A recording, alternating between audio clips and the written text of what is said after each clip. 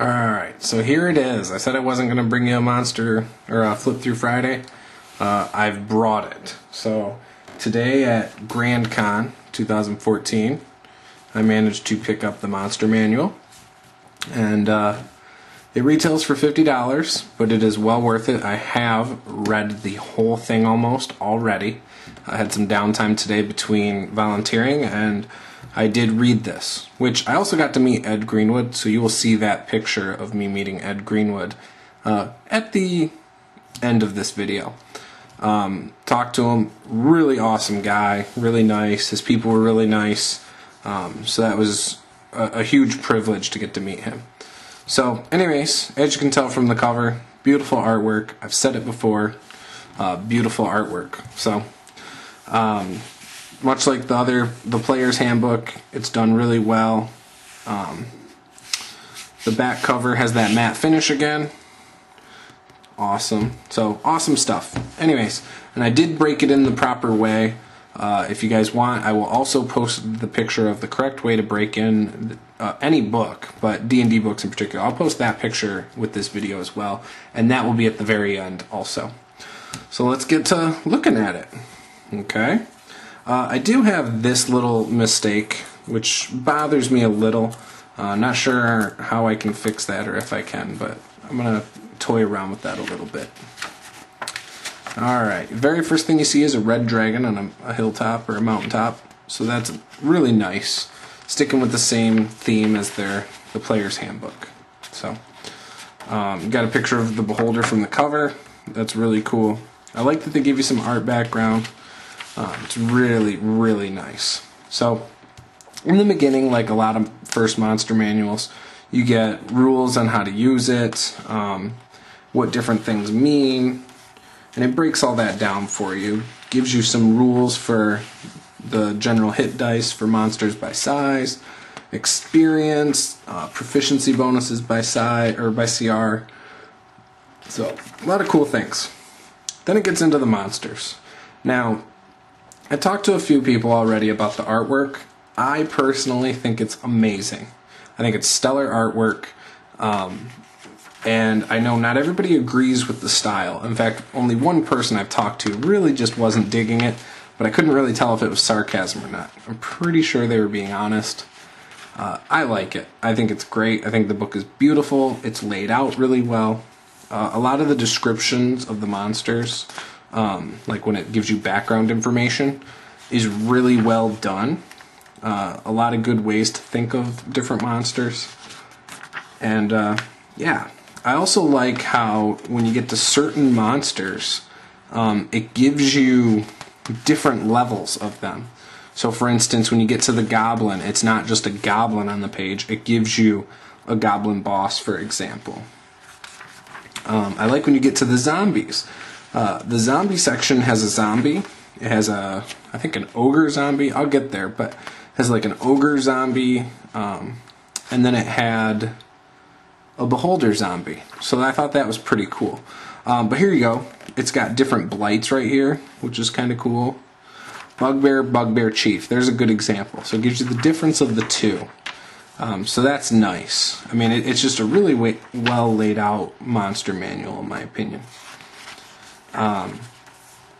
Again, I like the artwork. I like that it gives you this flavor stuff here. So it'll give you like a saying. You can't really see it right there, but if I tilt it up, my lighting's not the best right now because it's nighttime, but you can see it's like looks like a little piece of parchment paper, and it's got some flavor text there. So for instance, this is the centaur. I hear centaurs make excellent mounts. Batley Summerfoot, a halfling adventurer who never read Hooves of Fury, by Ervil Greyborn of Sundown. Some of them will have like a saying, like a marching saying or something for different races. You know, really cool stuff. The cockatrice. The cockatrice has been made over to be a little different than previous editions, just so you know. Oh, here's a good example. Crawling Claw. Makes you wonder what can be done with all those other murderer parts, doesn't it? You know, so gives you all sorts of cool stuff. Another one for the Dark Mantle. So I really love the feel of the book. I love that they add flavor text. You know, I just think it's, like I said, really well done. There's a lot of inspirational things in here. So this is the demons section, and it has all sorts of different things about demons, different types of demons. Yeah, so there's the demons by type, true names, so all sorts of good stuff. Then it gets into some different kinds of demons over here. So Balor, you know. So you get into the demons, which again, the artwork I think is fantastic. The skeletons, for example, I love the skeletons and how they give you like a minotaur skeleton. You know, just cool stuff. Then it gets into devils here. You know, which is whatever. I don't use a lot of demons or devils in my games just because. But yeah, just excellent stuff for sure. Pit fiends, spine devil. So you could really make up your own mind what you think about the book. Now it does have dinosaurs, and then it breaks down the dinosaurs in different stat blocks. You know, so like it's so neatly laid out. I love it. Displacer beast, which I don't remember reading that. I don't think I read that one earlier. I guess I didn't read the whole thing. I thought I did, but apparently not. Then the dragons are all organized together instead of being separated by like their color and things like that, which I know the other ones do the same thing, but you know, just really well done. Love this book. I think it's, so far, I mean, like with the rest of D&D, it hasn't disappointed. The 5th edition seems to get better and better for me. So, you got the white dragon. And I'm not even halfway through this book yet. We're 7 minutes in. I'm not even halfway done. So many good ones. Check it out, man. You know, when I was looking through this earlier, you know, I came across some monsters I definitely can't wait to throw at people. Dragon Turtle, awesome. Now, I think the highest armor class I saw was a 20. That Dragon Turtle has it. I don't think there's anything that goes above an armor class 20. I could be wrong. Which, if you know, you can feel free to correct me below. I like the background it gives you about Drow. I read through that. Here's a good example. So it's got Drow, Drow Elite Warrior, Drow Mage, Drow Priestess of Lolth. Now, I don't remember it being like that in the Pathfinder Bestiary, and I didn't play 4th edition. I don't have a Monster Manual for 3.5 or 3rd, because I never ran that, and I don't think it does that in my 2nd edition D&D. I could be wrong. I have the reissue. But I didn't actually have to run that game either, so I've never really looked at the Monster Manual in depth. But maybe you guys can tell me when that changed, or if that ever changed, where they started giving you stat blocks for different types like that. So for instance with the Drow, they put it all in there, like a Drow this and Drow that, or a Goblin and then a Goblin boss, you know, things like that. Look at this Afridi artwork. That's awesome. Absolutely awesome. The Ghost, I remember reading that earlier. That was cool. But yeah, the highest armor class I think is a 20, which makes it so almost anybody at first level could at least hit the monsters. So that's kind of cool. Now, are they going to beat them? Probably not, because some of these things have crazy amounts of hit points. So for instance, a Fire Giant has 162 hit points. That's just amazing. It's an armor class 18. But oh, speaking of which, doesn't that look like Ganon from Legend of Zelda? That's the first thing I thought of when I saw this Fire Giant. Let me see if I can angle it up so you can see it better. Nah. There you go, that's about as good as I'll get it. He looks like Ganon, I think, from Legend of Zelda. But, just my opinion. So, more good stuff here. A gibbering mouther. Or gibbering, I don't know. But then you got the Githyanki warrior, Githyanki knight, Githzerai monk, and Githzerai Zerth. So again, you have a breakdown of it into 4 gnolls, Pack Lord, Null Fang of Yinogu. So, which Nulls are pretty cool. Deep Gnome. Then it gets into the goblins. Gives you a little bit of backstory about them, kind of like how to kind of role play them. Gives you a little parchment paper thing about it right there. And then you have the goblin boss. Love the artwork for the goblins and hobgoblins. I think they look awesome. Get into golems. Iron Golem, which has a 20 again for armor class. But I'm not seeing anything with more than 20. So I'm pretty sure that's where they max out at. So I really hope that if that's the case, they don't ever exceed that. And if they do go open license or whatever next year, like has been talked about, hopefully nobody else tries to go above 20. Helmed Horror, armor class 20. Hippogriff. Hobgoblins. Hobgoblin Warlord is an armor class 20. Interesting. Just interesting stuff, that's for sure. Hydra. Invisible Stalker. Jackalware. Kobolds. Kobolds have been deemed the weak monsters, it seems. They're kind of like, instead of being on par with goblins, it seemed like in previous editions, they are below goblins now. Which goblins are no longer just pushovers, which I like. So, Lizard Folk Shaman, Werebear. Then you get into lycanthropy, so you get like werebears and wererat, weretiger, werewolf, Magman, Manicore, Medusa. Which, if any of you have watched Dungeon Master Johnny's video, he went through every picture of every monster, so you can see what's in the game. You know, so really this isn't about showing you what's in the game, it's just showing you how the book looks, how it's laid out, how many pages are dedicated to different things. The Minotaur looks like a very interesting monster to use. One that I can't wait. Now, these things I thought looked a little cartoony. I've never heard of these before. They might be in previous editions, I don't know. But I looked through this, was very intrigued. And I think it started because I couldn't stand how they looked. I thought they looked silly, and I just didn't see a point. But now that I've read through it, it seems like it might be fun to roleplay. It might add some flavor to a game. So, you know, I guess I'm giving it a second chance. Mummies, Mummy Lord.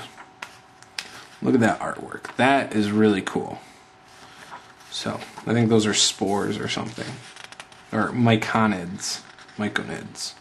Nagas. Now, they didn't give a lot for Nagas. You have a Bone Naga, you have a Spirit Naga, and a Guardian Naga. So 3 Nagas. I don't know. I mean, that's cool. I like Nagas. I kind of wish it gave them a little more attention in this book. But that's not a gripe. I'm sure they'll do that in future books or something. But yeah. Ogre. His armor class is only 11. The thing about the Ogre, though, is he does on average 13 hit points of damage. I mean, that's impressive. Very impressive. You know, and I like how they give you the hit as a average of the number of hit points they deal with one hit. So, anyways, orcs gives you background information, then it gives you different types of orcs. An owl bear, which an owl bear does not seem that badass in this one. Just saying. Still cool. Pixies. And you know, another thing I was going to say is a lot of the monsters in this, it feels like it'd be very easy to turn them into a player character if somebody wanted to play something like a pixie. It feels like it would be very easy to just take it and put it on a character sheet and say, there's your character. So that's nice. Now, as for leveling it up, I haven't read if there's a way in here to turn them into player characters. But as for leveling them up, I think that's where things might get a little difficult. And skills and things like that might be a little difficult. but it would still be a fun thing to play. Like a satire might be fun to play. And I don't think it'd be that hard to make, though, into a player character. You know, so I guess that's another good thing about this version of D&D. It seems very easy to adapt things. The Scarecrow artwork is awesome.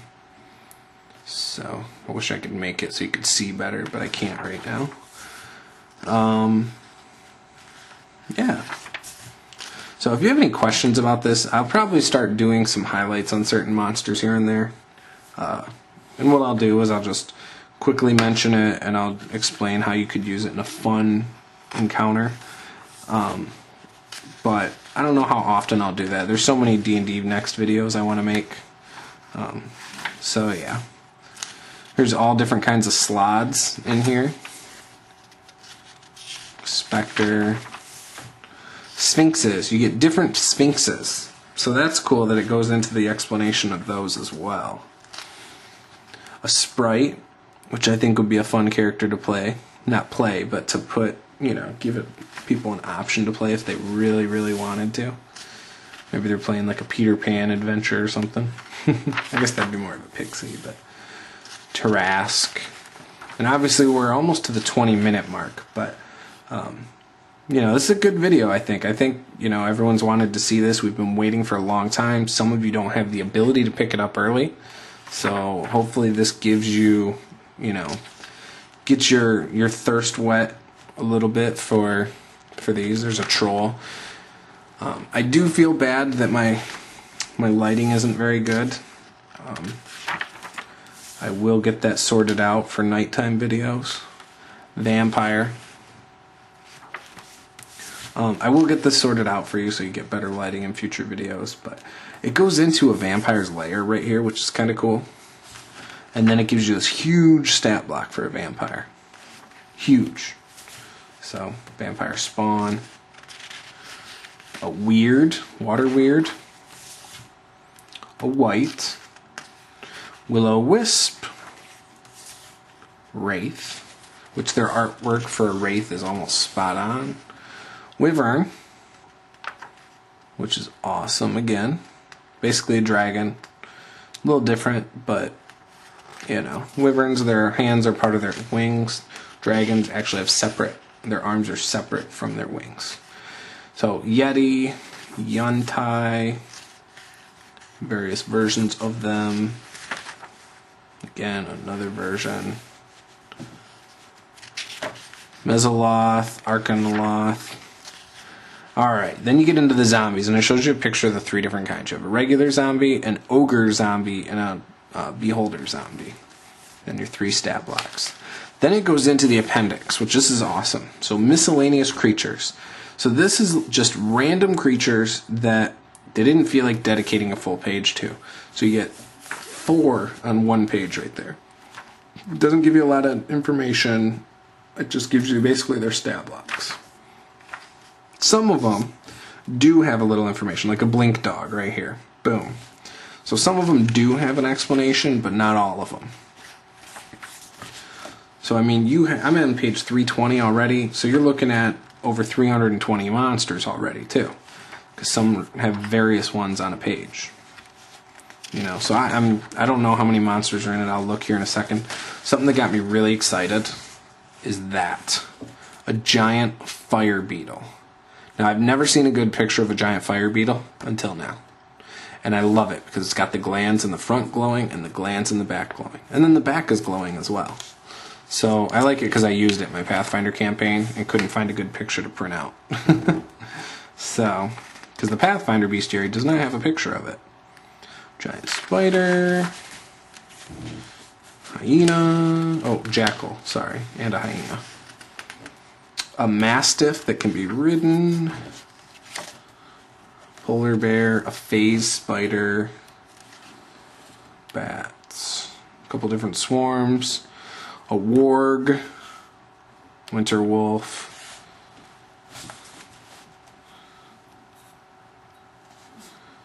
good stuff. Then it gets into NPC type characters for Appendix B. So you get like an archmage,